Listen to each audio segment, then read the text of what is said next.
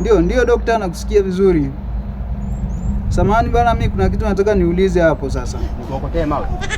Yaani mke wangu amepata ujauzito. Ila tangu amepata ujauzito kuna vitu mimi sivielewi kabisa. Yaani naona kama vile vinaenda tofauti.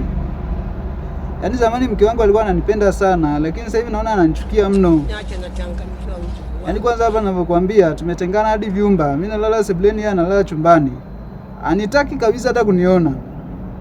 Yaani kwanza nikimsogelea hivi ananiambia mara sijui nanuka kikwapa, sijui manini, yaani simuelewi, yaani ananichukia vibaya mno yani.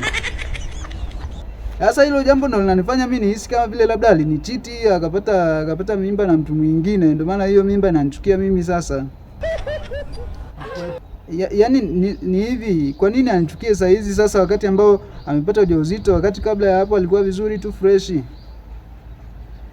Na kwa nini sasa huyu mtoto tu wakati mtoto wa kwanza alikuwa freshi?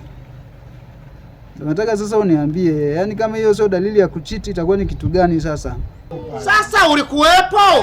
Anakuambia hapa natamani nimfukuze sasa hivi, nimlambe makofi nini, nimfungashie virago arudi kwao kabisa. Wewe unasemaje, unajitaka au jitaki?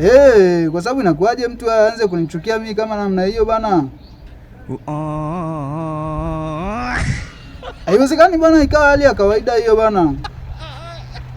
Au niambie kama labda kuna vitu vinakujaga vinaleta mambo mimi nijue kabisa mapema ili kama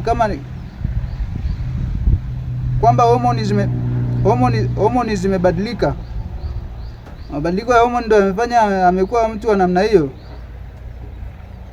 Sasa kwa nini sasa anichukie? Hizo homoni zilikuwa wapi kubadilika zamani ili anichukie kabla sijamuoa kabisa? Ili nijue kabisa anipendi simuoe sasa. Bana huyu mimi nafukuza bana. Haiwezekani bana huyu mtu anichukie mimi namna hii. Kwanza atakuwa amenichiti. Mimi nafukuza akatafute baba huyo mtoto huko nje bana. Hawezi nishauri kitu bana, mimi nafukuza.